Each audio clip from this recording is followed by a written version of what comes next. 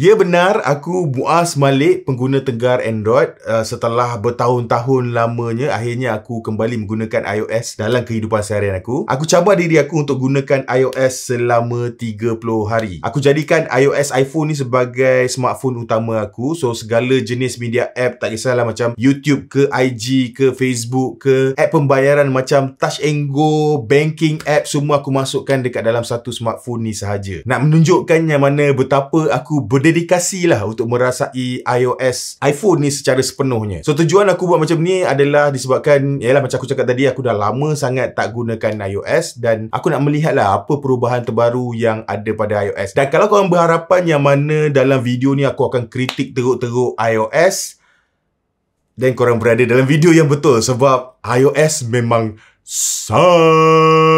dan aku akan buktikan, dia bukan main cakap je, aku akan buktikan secara visual supaya korang faham apa yang aku maksudkan. So mesti sekarang ni pengguna-pengguna iOS iPhone ni tak senang duduk kan, sebab aku cakap macam ni. Tak apa, macam aku cakap tadi, aku akan buktikan. Tapi kita roll intro terlebih dahulu.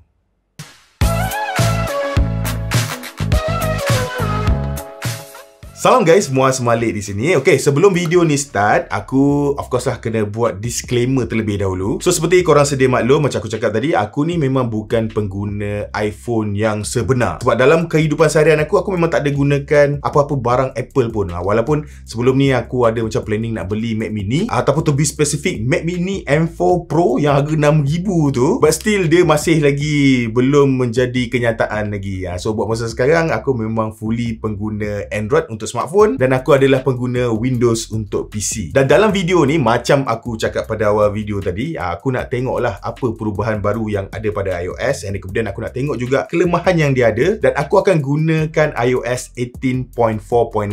Tu buat paling latest lah bila waktu aku record video ni. Dan aku gunakan juga iPhone 16 ni sebagai aku punya device utama aku. So iPhone 16 ni kira paling baru lah kan. Okay, so kita nak start mana dulu? Aku rasa better kita start benda yang positif, sebab sebenarnya ada banyak benda positif yang terdapat pada iOS iPhone ni. Even aku sendiri pun memang rasa macam surprise lah, sebab by default aku tak rasa macam terdapat jauh sangat jurang perbezaan di antara Android dan iOS lagi dah sekarang ni. Sebab aku rasa macam user interface dia sekarang lebih macam nampak lebih fleksibel, and app icon dia sekarang pun kita dah boleh letak pada kedudukan yang kita nak kan. Dia dah tak macam dulu terlampau rigid. Kita pun boleh ubah warna untuk icon tu kan, untuk nampak lebih style macam yang aku guna ni. Dan kemudian dia punya lock screen pun dah banyak gila customization yang kita boleh buat kan. Nak tambah widget ke, nak tukar font ke, wallpaper ke, semua tu kita dah boleh buat dah. Dan kita juga boleh set pelbagai jenis design theme pada lock screen dia ni yang akan mengubah the whole system UI punya UI theme interface. Dan susah nak cerita berkenaan dengan iOS ni kalau kita tak cerita berkenaan dengan stability. Stability dari segi apa? Bagi aku stability dari segi semua benda lah. User interface, aplikasi, transparansi dia orang terhadap security, Face ID, semua benda ni memang stabil. Aku sendiri even tak sangka yang mana aku enjoy gunakan Face ID. Aku rasa dia macam lebih fresh lah kalau nak dibandingkan menggunakan fingerprint scanner kan. Yes, aku tahu Android dia ada juga face scanner, tapi face scanner dekat Android tu dia tak, security wise tu tak kuat lah macam yang ada pada Face ID. Dekat Face ID ni aku rasa memang yakin untuk gunakan dia punya feature dia tu. Aku tahu dia memang selamat. So bila kita nak guna untuk unlock device ke, ataupun buat pembayaran ke, ataupun nak buka dekat account bank ke, aku rasa secure sebab dia gunakan biometric 3D scanner dekat muka aku. Unless kalau aku ada kembar lah kot kan. Tapi yalah, Muaz Malik so far tak ada kembar, so aku rasa selamat lah kan. Dan walaupun untuk test 30 hari ni aku just gunakan iPhone 16 je, aku rasa Apple memang berjaya untuk membuatkan aku rasa macam 60Hz tu is okay. Yes, aku tahu yang mana dulu aku memang make a fuss kau-kau lah kan berkenaan Apple masih menggunakan 60Hz pada phone yang diorang yang bawah, rendah bawah ni. Walaupun harga dia tu tak adalah bawah sangat, harga dia mahal. Tapi aku rasa diorang memang dah master lah the art of 60Hz. Dia punya optimization yang membuatkan aku rasa macam bila aku guna tu lepas sehari dua, aku rasa macam aku tak rindu pun 120Hz. Dia punya transition animation, scrolling feel memang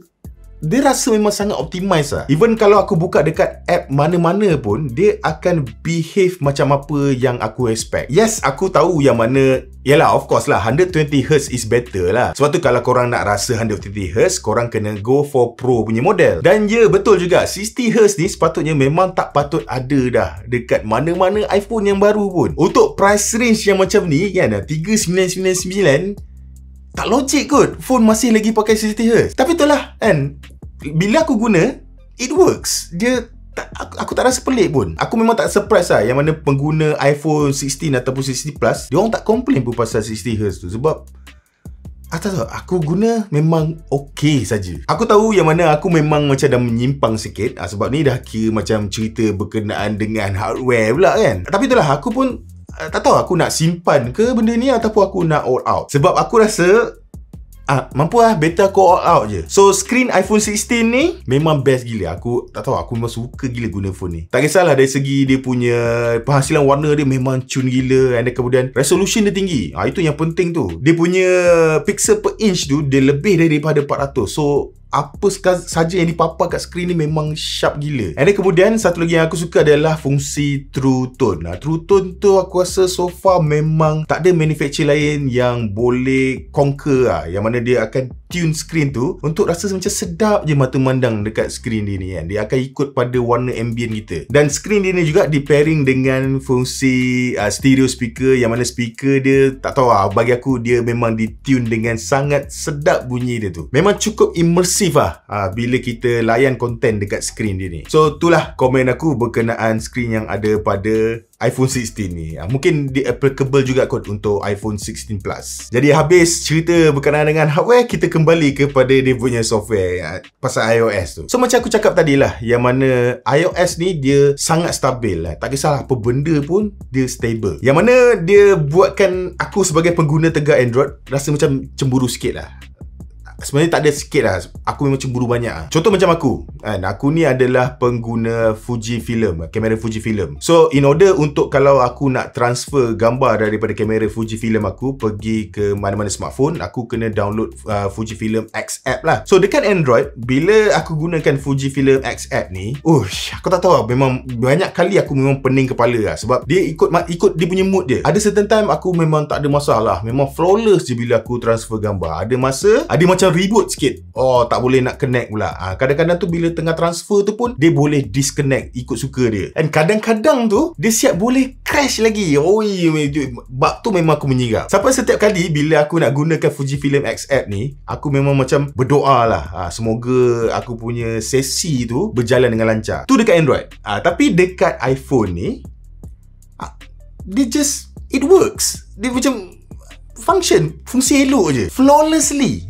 Itu yang buatkan aku geram tu. Itu belum aku cerita pasal kestabilan dia dekat dalam aplikasi yang menggunakan kamera kan. Contohnya macam TikTok ke ataupun dekat IG kan, buat IG story. Nak buat IG story direct daripada IG story, aku cakap terang kat sini kan, pengguna Android nak marah, marah lah. Buat masa sekarang, hands down iPhone masih lagi the best IG story punya smartphone. Ni aku cerita dari segi in terms of best quality. Dia akan bagi best quality, best stabilization, best bitrate yang paling tinggi kan, yang membuatkan gambar tu memang nampak cantik. Dan bila aku melihat benda ni, aku rasa pedih kan. Macam tadi tu, cemburu tu dia datang. Dia memang rasa pedih. Dia membuatkan aku mempersoalkan kenapa benda ni tak boleh dibuat dekat Android. Same goes to dia punya video performance juga. Kalau dekat area gambar, itu memang dodak dah. Aku rasa iPhone memang out of the game lah. Android is way better lah kan, dalam segi straight out of camera, SOOC. Gambar daripada iPhone ni dia bukannya tak cantik. Dia memang okay, memang cantik. Dia akan preserve naturally apa yang korang ambil pada waktu korang ambil gambar tu. Cuma kalau korang nak bagi nampak gambar tu lebih cantik, dia ada banyak kerja sikit lah, yang mana korang kena edit sendiri gambar tu. Korang mungkin kena bawa pergi ke Lightroom, and then korang kena buat some editing lah dekat situ. Dan baru korang akan dapat outcome gambar yang cantik. Yang mana kalau korang tengok shot iPhone dekat luar, dekat IG tu kan, kebanyakannya semuanya edit. Kalau dekat Android, shout out sikit lah kan. Contoh macam smartphone flagship sekarang, Xiaomi 15 Ultra, Vivo X200 Pro, Oppo Find X8 Ultra, ultra kan.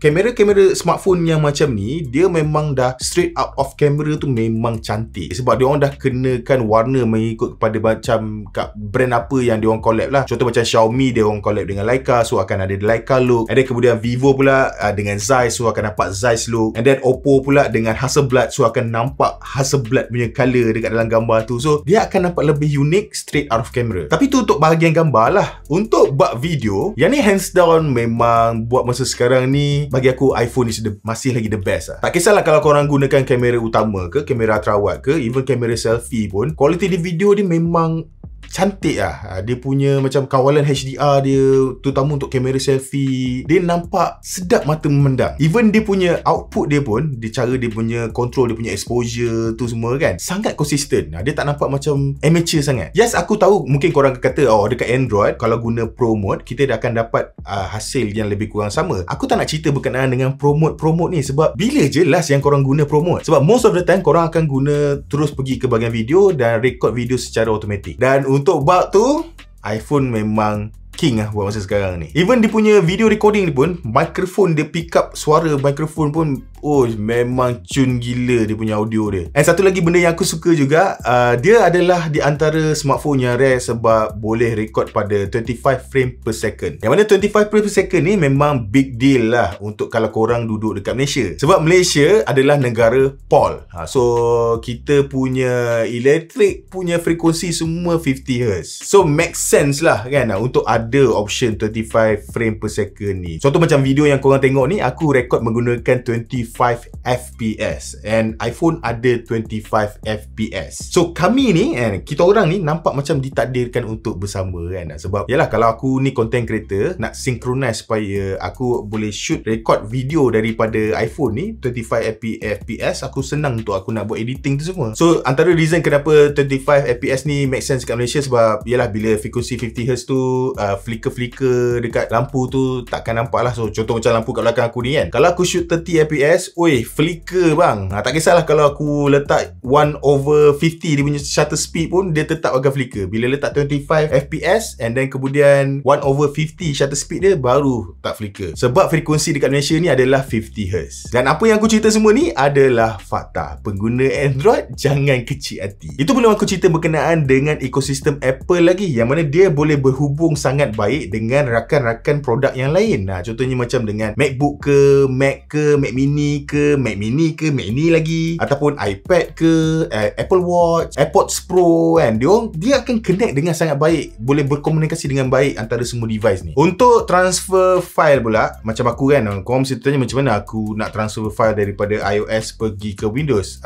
Kalau dulu memang susah, tapi sekarang bagi aku memang sangat senang lah, sebab aku transfer guna Wi-Fi je. So aku gunakan app, nama dia adalah LocalSend. So shout out kepada Fahim Zahar yang bagi tahu aku pasal app ni, yang mana LocalSend ni dia boleh transfer. Bila aku guna LocalSend dekat iPhone and then aku download juga LocalSend dekat aku punya Windows, aku boleh transfer macam aku gunakan AirDrop macam tu lah. Yang penting dia punya syarat dia adalah aku connected pada Wi-Fi yang sama. And dia vice versa, kalau aku gunakan Mac and then kemudian aku pakai Android pun aku boleh buat benda yang sama juga. Dan kalau aku gunakan Android, gunakan Windows pun aku boleh buat benda yang sama juga. So dia memang senang lah, dia punya transfer laju dan dia punya transfer pun sangat stabil. Itu belum lagi aku cerita berkenaan dengan integrasi AirDrop tu, and then kemudian iCloud yang mahal nak mampus tu, pasal software update lagi, yang mana kalau korang beli iPhone 16 ni sekarang and anak korang baru lahir, silap-silap masa anak korang masuk sekolah rendah nanti, iPhone 16 ni masih lagi akan dapat update. Tapi aku rasa keyword yang paling sesuai lah kan untuk kita faham berkenaan dengan iOS ni adalah it just works. Dia senang untuk difahami, senang untuk dioperasikan, dan dia berfungsi dengan sangat baik, sangat best kalau korang berada dalam ekosistem dia. Just guna je, tak kisahlah korang kecil ke, besar ke, tua ke, muda ke, it just works. Cuma itulah, aku tarik balik apa yang aku cakap tadi tu, tak semualah works perfectly. Sebab kita kena terima juga yang mana iOS ni walaupun dia bagus macam mana pun, dia tak sempurna. Kalau korang ni pernah menggunakan Android, aku rasa korang faham lah kan apa yang aku akan cerita ni, memang dia tak sempurna. Cuma kalau korang ni memang daripada dulu, sejak azali lagi memang pengguna iOS, then aku rasa mungkin korang tak nampak lah ketidaksempurnaan iOS ni. So apa ketidaksempurnaan dia yang bagi aku popular lah? Sistem terlampau tertutup kan. Of course lah, dia tak boleh nak buat side load app tu semua. Itu memang tak boleh. Dan kemudian dari segi pengurusan file pun bagi aku memang gagal gila lah kan. Memang tak ada banyak benda pun yang korang boleh buat dekat dalam app file tu. So pun macam tak payah ada je. Lepas tu apa lagi? Ni Apple Store. Semua benda nak beli ke, nak subscribe ke, semua kena melalui Apple Store. Yang mana korang tahu yang harga dekat Apple Store tu mahal. Dia mahal sikit daripada harga original. So kalau korang tak tahu tu yang aku cerita ni sekarang, sekarang korang tahulah. So tu adalah antara kelemahan-kelemahan utama yang terdapat pada iOS. Dan aku rasa korang semua pun memang sedia maklum tentang kelemahan ni. Tapi macam aku, waktu aku nak sahut cabaran ni, aku sendiri pun memang dah acknowledge lah tentang kelemahan-kelemahan ni. Dan dalam 30 hari cabaran aku tu, aku sendiri personally ada jumpalah benda-benda yang aku tak berkenan pada iOS ni. Just disclaimer juga dekat sini, yang mana aku tak cuba untuk membandingkan iOS ni dengan Android waktu aku gunakan smartphone ni. Aku faham yang mana iOS is iOS. Memang dia dicipta untuk jadi macam tu. It's just that waktu aku gunakan iOS ni, di mata aku ada certain benda tu yang macam aku rasa macam benda tu tak kena lah. Boleh diperbaiki lagi lah. So benda pertama yang aku kurang berkenan adalah swipe down control center. Benda ni memang geram lah tu. Dia bukannya pasal swipe down tu sebenarnya. Swipe down control center tu okey je. Dia masalahnya bila kita nak swipe up, bila kita nak close dia. Aku tak tahulah berapa banyak kali aku nak kena hadap tersalah swipe untuk matikan control center ni. Memang kena very specific lah. Tarik daripada bawah ni, baru dia akan detect apa niat aku yang sebenarnya lah. Kalau tak, memang kau kena go through lah dengan dia punya dua lagi option tu kan, baru boleh matikan. Annoying tu. Aku tahu maybe korang akan kata ini salah aku kan. Memang salah aku sendiri. Sebab yelah, kalau aku nak buat betul-betul, aku swipe je lah daripada bawah betul-betul kan. Yes, memang betul. Cuma takkanlah dia tak cukup bijak untuk detect apa yang aku nak buat kan. So bagi pendapat aku, dia ada macam bad design sikit lah dekat situ. Kemudian yang kedua, notification badge. Nombor-nombor yang ada dekat dalam icon tu, aku memang tak faham kenapa dia orang nak kena design macam ni. Sebab logiknya, kalau kita dapat notification, patutnya dipaparkanlah berapa nilai notification yang masuk tu kat dalam app icon tu. Dan logik akalnya juga, kalau aku dah dismiss notification tu, sepatutnya tak payahlah dia tunjuk lagi ada notification dekat dalam icon app tu. Tapi tak. No. iOS tak berfungsi macam tu. Apa yang dia buat adalah selagi korang tak pergi ke dalam app tu, korang tak buka notification apa yang dia bagi tu, selagi itulah nombor tu akan ada kat depan app icon tu. Memang papak gila lah bagi aku. Benda ni memang annoying nak mampus. Yes, aku tahu kalau annoyed sangat, turn off je lah kan fungsi notification badge tu. Memang korang boleh buat pun dalam setting dia yang susah gila nak masuk ke dalam setting app tu. Aku tahu boleh matikan, tapi aku tak nak matikan sebab aku sebenarnya nak tahu juga apa notification yang masuk kan. Secara glance bila aku buka iPhone aku ni untuk pergi ke home, dan bila terlampau banyak sangat ada gambar notification kat situ, aku rasa macam annoyed lah. Patutnya macam aku cakap tadi lah, bila aku dismisskan notification dekat notification center bawah ni, patutnya hilang lah kan benda tu. Dah lah, cukup lah. Lepas tu yang ketiga, keyboard. Ini pun aku stress juga. Bagi aku keyboard dekat iOS ni memang sangat tak konsisten lah. Satu adalah dari segi dia punya sound. Kejap tak ada bunyi, lepas tu kan tiba-tiba aku nak type balik, tiba-tiba bunyi dia datang kuat pula. Apa hal? Lepas tu satu lagi, kejap bila aku nak typing, aku boleh enter untuk drop down ke bawah untuk buat lagi ayat baru kan, kira macam paragraph yang baru. Tapi ada dekat certain app, bila aku nak buat benda tu, tak ada. Enter untuk drop down tu hilang. Dia paksa diri aku untuk tak bagi buat benda tu. Dan keempat, benda yang aku tak suka juga adalah dia punya volume control. Sebab satu volume ni untuk control for all. So let's say kalau aku nak notification aku tak berapa tinggi sangat bunyi, dan kemudian ringtone aku tinggi, alarm aku tinggi, keyboard aku rendah, aku tak boleh buat benda tu. So satu volume tu control untuk semua benda. Dan apa lagi kelemahan yang aku nampak? Fungsi AI dia lemah. Siri kan, Siri yang kita boleh panggil-panggil tu, tengok tiba-tiba menyala kan. Siri ni memang out habis lah. Tanya sepatah, jawab sepatah. Tanya sepatah, dia jawab sepatah. Nak tanya something yang lebih kompleks ataupun soalan yang berturut-turut, memang tak boleh bang. Lepas tu kalau aku tanya lagi soalan-soalan yang memang susah nak jawab, dia akan suruh pergi ke website ni, pergi ke website tu. Lepas tu dia suruh aku tanya ChatGPT. Aku nak dia bagi jawapan. Apa yang susah sangat? Kalau nak kena pergi kat website tu semua bagai, lebih baik aku pergi ke Safari je. Tapi satu benda yang aku suka fungsi AI dia adalah macam visual intelligence. Yang itu aku suka kan. Tekan je button camera control ni lama-lama, dia akan keluar fungsi visual intelligence ni. Kita boleh pilih sama ada untuk search ataupun kita nak tanya soalan kan pasal benda yang apa yang kamera tu nampak. Memang nice lah function ni. Dia lambat sikit nak boot up, tapi bila dia dah ready, dia akan berfungsi dengan sangat cemerlang. Dan Lalang dah cerita berkenaan dengan kamera control ni. Ni aku nak rant sikit lah kan. Aku tahu dia bukannya berkenaan dengan iOS, dia berkenaan dengan iPhone tu tersendiri, macam to be specific iPhone 16 kan, punya series kan. Aku tak kisahlah, aku nak cerita ke. Jap.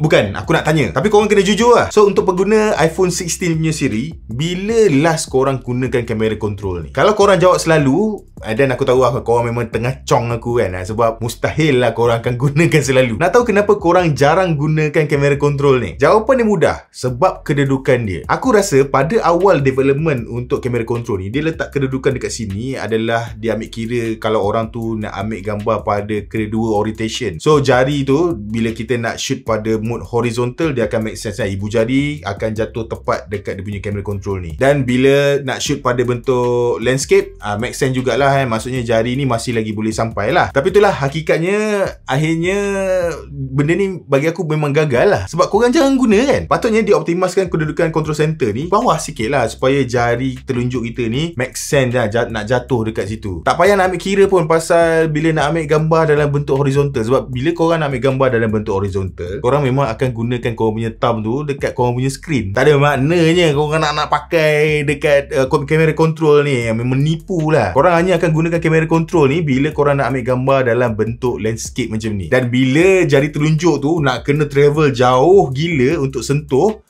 memang tak pakai lah. Itu belum cerita lagi yang mana korang perlukan muscle memory yang sangat tinggi untuk hafal setiap function yang ada pada dia punya camera control dia ni. Nak kena swipe, ada pressure yang betul baru boleh ubah, nak zoom ke, nak zoom in, nak ubah kepada grid lain. Oi, banyak kerja bang. Yang mana last korang just guna jari je lah, touch dekat screen kan. Sebab benda yang sama boleh buat, gunakan jari ni untuk sentuh. So sebab tu lah korang tak pakai kamera control tu. Tu belum aku cerita lagi berkenaan dengan action button kat atas ni. Bila last korang guna? Kalau korang jawab selalu, mungkin make sense jugalah kan. Sebab aku pun selalu guna.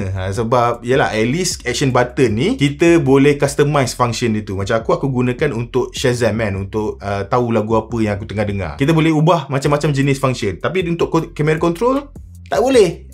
Stuck lah pakai kamera control sampai bila. Lepas tu berbalik kepada iOS. Dah habis cerita pasal hardware kan. Cerita pasal iOS pula. Kalau macam aku adalah pengguna third party punya smartwatch, pun sakit juga. Memang good luck lah. Bila macam aku sekarang ni guna jam daripada Amazfit, dan kemudian pakai companion app Z app tu, dia punya function memang sedikit berbeza lah kalau bandingkan dengan Android. Contohnya macam dekat Android, bila dapat notification kita boleh balas. Tapi dekat iOS, dapat notification kita hanya boleh baca dan tengok saja, tak boleh buat apa-apa benda pun. Ada kemudian aku perasan juga yang mana app companion macam yang aku guna Z app tu, dia tak run selamanya dekat background. So setiap kali bila aku boot up nak pergi ke dalam app Z app tu, dia akan reboot balik app tu. Dia tak run dekat background. So tak best sangat lah. Dia tak macam kalau dekat dalam Android lah. Menunjukkan kat sini yang mana sebolehnya kalau boleh diorang nak korang menggunakan diorang punya ekosistem juga. So dalam hal ni adalah Apple Watch lah. So kalau gunakan Apple Watch dekat iOS ni, dia punya function memang akan jadi superb gila. Dan last kali, aku rasa benda yang aku rasa kurang sempurna lah pada iOS ni adalah dia punya back gesture yang tak konsisten. Bila mana aku rasa macam aku yakin yang mana swipe daripada kiri ke kanan tu adalah dia punya official back gesture untuk iOS, akan sampai satu masa dekat dalam satu app yang sangat random, aku tak boleh gunakan benda tu. Lalas aku kena gunakan aku punya gesture, tangan aku kena naik ke atas untuk tekan back button. Masalah ni, aku tak adalah selalu hadap benda ni sangat pun. Tapi yalah, bila aku berdepan dengan benda ni, dia jadi macam annoying sikit lah. Nasib baik aku gunakan iPhone 16 yang mana skrin dia tak berapa besar. Kalau aku gunakan iPhone 16 Plus ataupun yang Pro Max besar tu, jenuh nak naik sampai ke atas tu. Memang confirm akan gunakan dua jari, yang mana dah tak berapa praktikal dah dekat situ. Bayangkan lepas dah bertahun-tahun iOS menggunakan fungsi gesture sepenuhnya dekat diorang punya iPhone, masalah back gesture ni masih lagi tak selesai. Dan masalah back gesture ni, just kena disclaimer juga, aku jumpa hanya pada dalam app saja. Maksudnya dia bukannya dekat dalam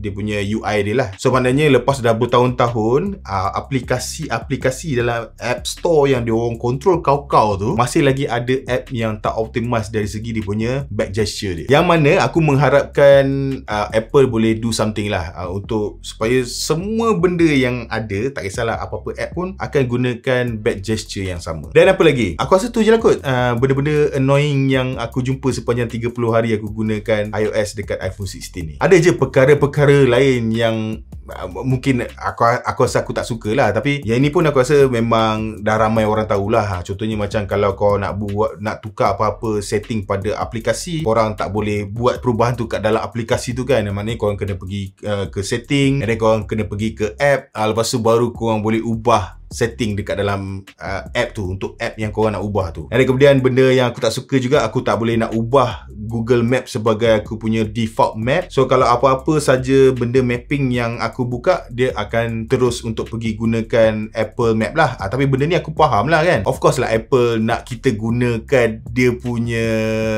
software untuk mapping kan. So aku tak apa-apa nak salahkan Apple lah dekat bahagian ni. Tapi semua benda ni bagi aku minor je lah. Yang mana aku tak hadap benda ni dalam kehidupan seharian aku. Jadi persoalannya lepas 30 hari ni, adakah aku suka dengan iOS iPhone ni in nutshell? Jawapan mudah dia, yes, aku memang suka. Ni aku tak tipu ni. Ni memang jawapan yang tulus ikhlas daripada hati aku. Aku memang suka. Aku boleh nampak lah kenapa ramai orang memang lebih tertarik untuk gunakan iOS iPhone berbanding dengan Android. Sebab tak tahu, benda walaupun aku cerita tadi banyak kelemahan dia tu kan, dia tetap tak boleh lawan yang mana kestabilan pada iOS ni adalah way better daripada Android, terutama dari segi optimization untuk aplikasi tu, yang mana dia takkan berikan sakit kepala lah bila aku gunakan iOS. So kalau aku tak nak sakit kepala pada masa akan datang, yalah, guna iOS je lah. Memang senang. Tapi persoalan yang lagi penting daripada persoalan yang aku cakap tadi tu, adakah lepas ni aku akan gunakan iOS iPhone 16 ni sebagai aku punya main device pada masa yang akan datang? Yang ini jawapan dia, aku rasa of course lah tidak. Memang aku akan stay dengan Android. Alasannya adalah sebab aku memang pengguna tegar Android, dan aku rasa dekat dalam Android ada banyak lagi feature yang lebih banyak yang tak ada pada iOS. Ataupun perkataan yang lebih senang, feature-feature yang ada pada Android tu, dia make sense untuk kegunaan seharian aku. Lebih kalau nak dibandingkan dengan iOS. Yes, macam IG story dekat Android dia tak berapa stable, tapi antara overcome yang aku buat adalah aku record dulu, and then kemudian baru aku upload ke IG story. So memang video akan nampak cantik juga. And then yes juga dari segi aplikasi tu tak stabil kan. Memang kalau nak, macam aku cerita tadi lah, sampai nak kena berdoa supaya dia run smoothly kan. So aku kena hadap benda tu. Tapi on the other parts, banyak benda yang aku suka. Contohnya macam dia punya fungsi AI dia lebih bijak dekat Android. Bayangkan bila aku buka Google Map, dia akan terus suggest location meeting yang aku akan pergi kejap lagi, sebab dia dah baca dah dekat mana aku akan meeting dekat dalam kalender aku. Dan kemudian dia punya keyboard dia lebih konsisten dan dia lebih bebas. Dan kemudian dia juga ada back gesture kan, kiri kanan. Tak kisah nak guna macam mana pun korang boleh pergi ke back. Fungsi circle to search, yang itu memang aku rasa antara benda yang aku selalu guna juga, sebab dia menyenangkan kehidupan aku. Senang cerita, dekat Android dia make sense untuk penggunaan seharian aku. Macam aku cakap tadi itulah. Tak bermakna yang kat sini aku cakap yang mana iOS ni tak best. iOS memang best. Kalau tak adalah sampai 1.4 bilion pengguna iPhone yang aktif dekat dalam dunia untuk tahun ni je. Itu menunjukkan memang ramai gila orang gunakan iPhone. So aku faham kenapa ramai orang stick menggunakan iPhone. Dan kalau korang ni dalam ekosistem Apple, memang lagi lah korang sangat memerlukan untuk guna iOS ni. Kalau sekarang ni korang just guna iPhone je, korang tak ada produk-produk Apple lain, memang aku sangat highly suggest untuk korang try beli produk-produk Apple yang lain. Korang pairkan iPhone ni dengan MacBook ke, dengan Apple Watch ke, AirPods Pro ke, korang akan rasa macam, kenapa aku tak buat benda ni daripada dulu? Sebab macam aku cakap tadi, it works. Jadi guys, aku rasa sampai di sini saja video aku untuk hari ini. Panjang lebar video kali ini kan. Aku harap korang enjoy lah. Dan kalau rasa korang suka dengan video ni, jangan lupa untuk tinggalkan like dan subscribe. Dan seperti biasa, kita jumpa lagi di video yang seterusnya. Bye-bye.